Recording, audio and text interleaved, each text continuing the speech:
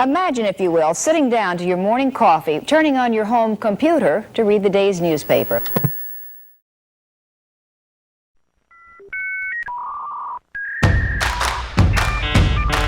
The information superhighway. What is internet anyway? You've got mail. I have no desire to be a part of the internet. People are publishing information. 2.5 million computers will be on the network. You don't think that some of the claims being made for it are hugely exaggerated? I think that the potential of what the internet is going to do to society is unimaginable.